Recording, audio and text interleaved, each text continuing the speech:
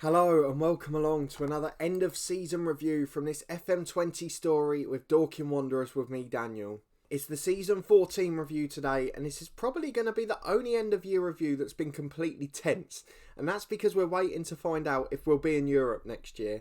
Those of you that were here for the last episode will know that we finished up the league table in 6th, as you can see there, but the European places still haven't been decided despite the FA Cup final being played. Now that's the rule listed on the Premier League page, but as we also saw last time out, both Tottenham and Leicester are featuring in European finals in the next week. And if that goes wrong, and they both win, are we going to miss out despite being in the top 6? There's so much for us to find out there. But we're going to do our usual end of season review today. We're going to look at our squad, plan for our transfers and our summer changes, which of course will be partly dependent on Europe. But I'm not planning to do a massive overhaul last year. We did that last summer. And this year it will just be about picking 2 or 3 key areas to improve and then improving the squad depth by 1 or 2 players, which I hope this year we can do from our youth intake. We'll also have a little player of the year discussion. We'll also talk about the competitions across England and Europe to see who's been winning all the big trophies and some of the shocks that might be occurring still in the English pyramids. We certainly had a few of them last season. And of course then I'll leave you to prepare for next season before we're back on Friday for the big transfer special. So we'll firstly go and have a look at the squad to see who we've decided we think will be moving on and what our plans are for the summer. But firstly, a massive thank you for those of you who continue to follow the series. I know the end of season reviews have generally been a popular addition this year. So if you are still enjoying them and looking forward to this one, please do put a thumbs up on the video. Subscribe to the channel down below and turn them notifications on to get alerts as daily content releases on the channel, as well as weekly live streams which continued yesterday. Please do catch up with the replay if you missed that one. And thank you again to everyone who's coming along. I'm really enjoying them greatly.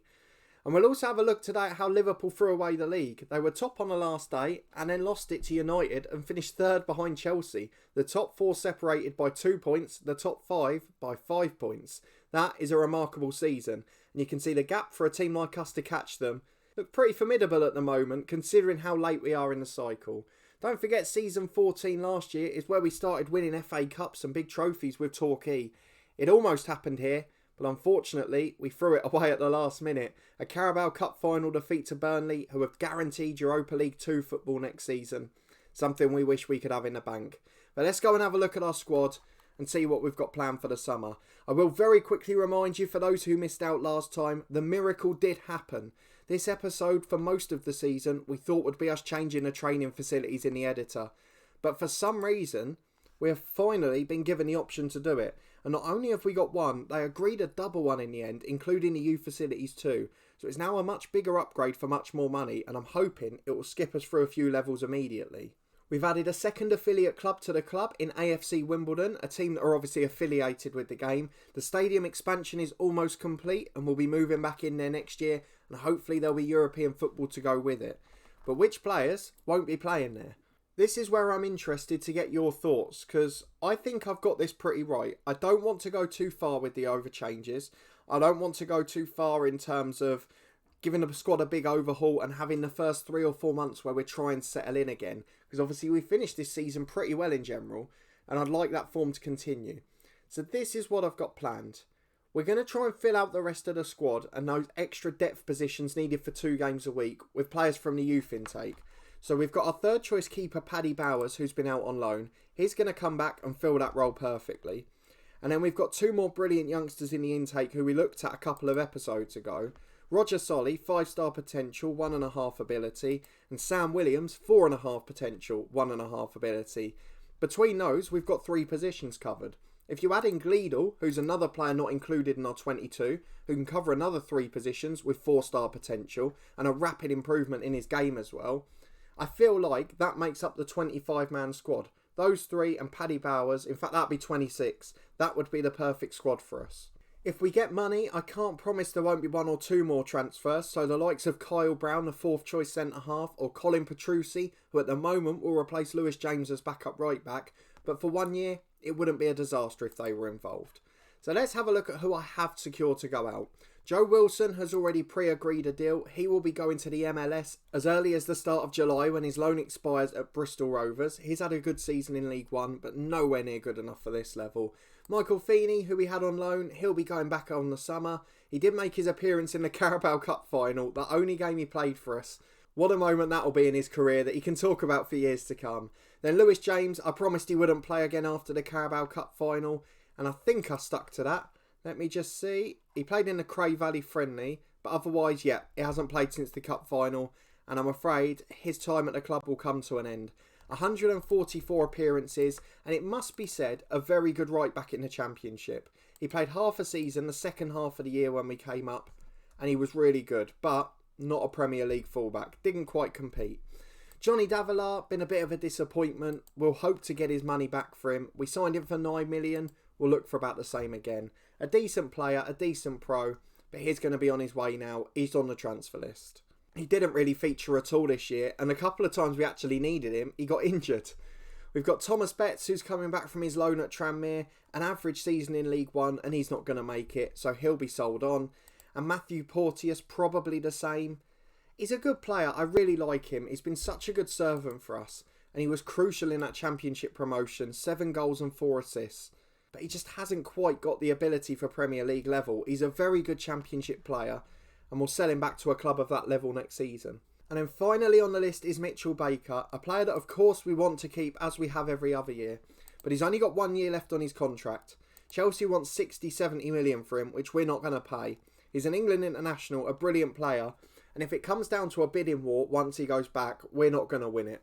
So we have to prepare ourselves this year. Mitchell Baker will probably be gone. But what a servant he's been. Again, crucial to our promotion to the Premier League and 3 very solid Premier League seasons. He's going to be sorely missed, and it's my biggest worry for next season. So of course, as I mentioned, there may well be 1 or 2 more later down the line. In fact, I know one I've missed here. Ruben Santos. He's someone who I'm definitely going to be getting rid of. Ruben Santos has been a bit of disappointment for us. He's still worth more than we paid for him now. We paid 6.75. If we can get a profit, that's great. 2.5 star ability, 4.5 potential. Hasn't improved despite a good personality. And has never really played well in our system. He's versatile, but he doesn't play well anywhere. So what's the point in having him? It's one of those ones that it's no one's fault. It just hasn't worked out. So Ruben Santos will be sold on. That's 1 more place in the squad to fill. But that's my plans for the summer. Not a massive overhaul. We're not going to go crazy. So let me know what you think. Have I picked the right positions? So the way I look at it is we either need Baker back or another big centre-half to start for us. We need another central midfielder. Ideally one who can start. And then Yonton and Nunes will be our backups. Boyce will play alongside the new man. We need a right winger to back up for Lima. It's something we really struggled with this year when he had a bad run. We could do with a third striker, but it's not something I'm going to lose sleep over because Balic can cover there if need be. And where else do we want to improve? Potentially right back. Potentially, if Petrucci's not good enough, we might look for another one. But it's not going to be a big summer. Maybe just 2 or 3 massive signings rather than 4 or 5 littler ones. I know who I want the backup right winger to be. Of course, I'd love Baker to be the centre-half, but I have got one other in mind. And I know who I want the central midfielder to be. So I'm kind of hoping that will all come together. But we'll wait and see on that front. I'd like to add a little bit of experience in the squad. There's a couple of good players becoming free agents. But again, I think there'll probably be a bidding war across Europe for them. And wages terms, I don't know that we can compete. So let me know what you think. We'll make our decisions over the summer. And hopefully we'll get our first targets. But if not, I'll tell you how far down we were on Friday. Let's finally finish this area by having a look at the average rating for the season. And that's where we can conduct our Player of the Year vote. Now for me, this is a very easy 2-horse race. It's either Carl Boyce or Cohen Mertens. And the reason I exclude Lima, who has the joint second best rating, is because unfortunately he was inconsistent. And the first half of the year his attitude was wrong. He has bounced back, 14 goals and 10 assists. He's a very good player, but I'm expecting more from him now. He's supposed to be a world-class right winger.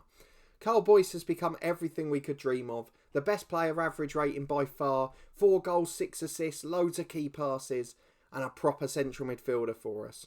Cohen Mertens, a solid signing at centre-half, 7.05, and arguably has outshone Baker this year. And Jerome Yonton, the other man above a 7. He's played 40 games, he started scoring goals towards the end of the year. And next year, although he may not be first choice, in Europe, I'm counting on him to be a crucial man. 13 leadership, 14 determination, physically excellent for 2 games a week, and he's the sort of player we're going to look to. But otherwise, a really good season, no really disappointing performers. Gleeder was the least, but we played him out of position most of the time and mostly off the bench. Feeney only made one sub appearance, and after that, everyone's 6.8 or above. So I don't think you can ask for much more. But let me know who your player of the season was down in the comments. Of course, the poll card's no longer accessible, so I can no longer do a vote for you.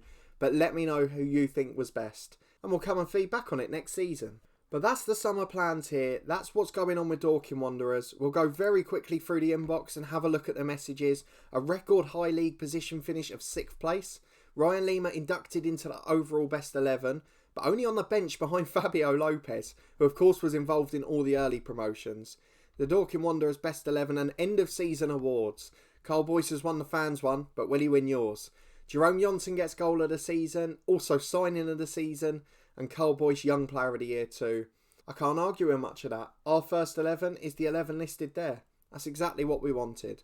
The season review's excellent. We avoided relegation easily, nearly won a trophy for the first time, and got 6th place in the Premier League. There is not much more you could hope for there. And next season, as a result, our expectations have gone up. Mid-table, the bare minimum now. So we're going to have to improve, and we're going to have to make sure with European football, hopefully, we don't fall back down the table. It's happened to so many teams, and we don't want to be the next one. But what we're going to do is skip ahead now. Hopefully, we'll get the news that we're in Europe. Hopefully, there will be some magic in the European finals, and we will be able to play European football next year. So we'll be back to look at all of the end of season competition results and confirm whether or not Dorking Wanderers are in Europe. I've got all the way to the 6th of August for the start of next season, and I've just become very frustrated.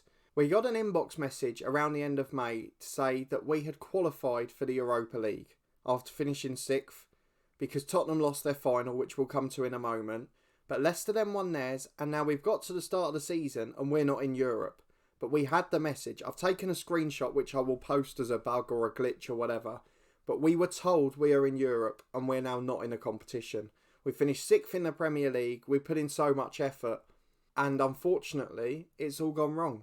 So if someone can explain that down in the comments, or if that's ever happened to you, let me know. But that is absolutely sickening. So unfortunately, no European football this year. This is how the table finished last season. We finish off as always for our end of season review for all the competitions in England. West Ham relegated after an abysmal season, Southampton back down becoming a yo-yo club, and Norwich as well, who lost at United on the final day. That made United champions. Liverpool threw it away with a 5th league defeat of the season. Chelsea snatched 2nd and Arsenal in 4th. They got the last Champions League pace. And Leicester, due to the Europa League 2, get the 7th spot, which is so frustrating and makes that Carabao Cup final all the more crucial. Into the Championship, we've got Brentford coming up to the Premier League alongside Crystal Palace, and then Aston Villa via the playoffs, Southend, Portsmouth and Blackburn down to League 1. No massive shocks in that division, to be brutally honest. I know you wouldn't expect certain sides to be there, but none are more than 1 or 2 leagues out. Let's go to League 1. Sunderland finally, after years of misery in this save, 110 points. What a fantastic promotion.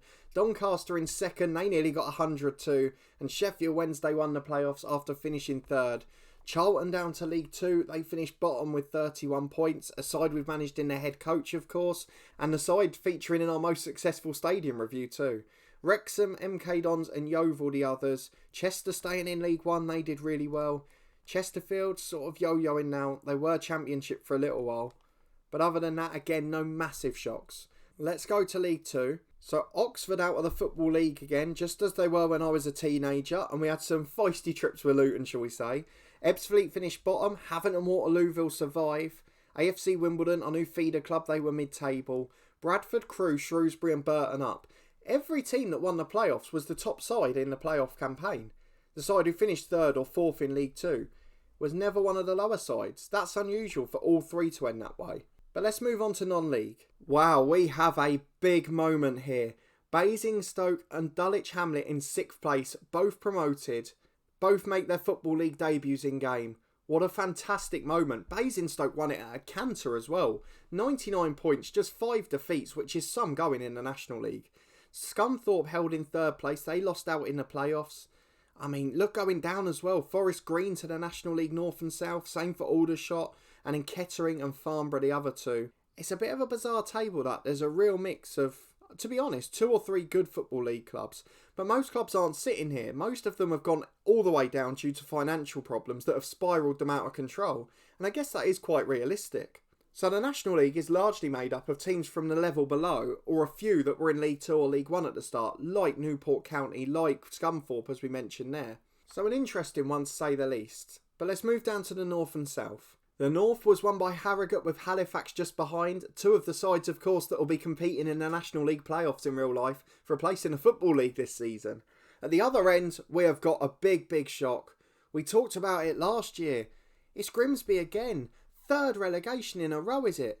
National League North 24th, 23rd. No, so they came back up and now they've gone back down again. Grimsby Town in the Northern Premier League. Tamworth, Stourbridge and Royston with them. But this is shocking. They conceded over 100 goals. I mean, if we have a look at their squad itself, there's not a lot there. It's all kids. The finances have really caught them up. That'd be a club you'd love to save in here, wouldn't it? Grimsby Town out of the playable leagues for the 2nd time. Fleetwood still stuck in the National League North. They lost in the playoffs. There's some other good sides in there. Hartlepool's there. There's Cambridge United are still in there, though they did finish above Cambridge City this season. And Barrow in the lower mid-table area as well, who of course will be playing in the Football League in real life next season. Let's move down to the south though finally. No such shocks at the bottom there. Salisbury, Whitehawk, Eastbourne Borough and Kings Langley. Staines, our feeder club, promoted. Then the partnership was ended in June. And Hendon going up with them. They'll be playing in the 5th tier. Torquay, our FM19 side, still stuck there. Hitchin Town just behind. A team to look out for in FM21. There's a little spoiler for you. And then the likes of Dagenham, Sutton and Dover. All pretty established National League sides in real life. So a few of them popping down. But again, the Northern Division much stronger than the Southern one. So many sides sliding down the leagues in that one because there's just a little bit less money up north. I guess it makes sense. It's happened so often. Let's move on to the Cups then, shall we? Last season, we'll get to the final.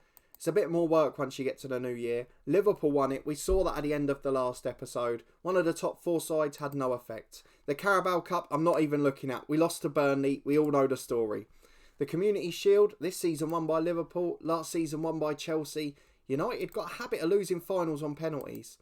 Last season, let's look at the Leasing.com trophy. The final was Preston beating an under-23 side. Good on them. Go on Preston, that's what we like to see. The FA trophy, that's the final one for us. If we go to last season, was it a double? It was won by Basingstoke. It was a double. Played Harrogate from the National League North. Of course, they ended up getting promoted, but as did Basingstoke, so no defending their trophy this year. Let's move on to the Champions League, where it was a repeat of the FA Cup final, but this time Chelsea winning after extra time. So I don't know who will be happier about that. The Europa League was probably the biggest shock. If we go to the final, Aberdeen beat Spurs 4-1. They have got 2 of the best strikers in the world. Baird scored all 4 goals. We tried to sign him this summer. He's only on £3,000 a week there, and he's got a minimum fee release of around 20 million. But he wanted 120 grand a week, and we can't afford to pay that. But here's someone I'll be keeping an eye on for January. I mean, he's taken Aberdeen right to the top. He's such a good player. They haven't yet won the SPL, which shows how strong that league is. But what a player Ryan Baird is. 5 goals in 3 caps for Scotland, and made a good Premier League side look absolutely awful. But then, the Europa League too. We had the message to say that we were in Europe, we were going to be playing in the Europa League next season, and then Leicester beat Ajax 2-0, and that changed.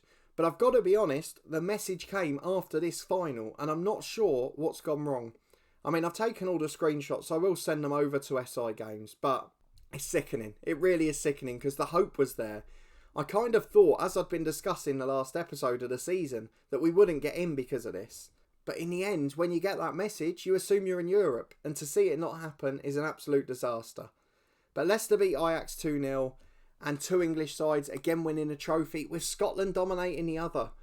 They've won the Europa League too a lot of times in this series, but to win the Europa League is a massive achievement. Aberdeen will be joining another side in the Champions League this season. That's huge for Scottish football. So let me know what you think of all of that down in the comments. If you did enjoy this episode, please do put a thumbs up on it. I really do enjoy the end of season reviews. It's something I'll continue with all the One Club stories moving forward.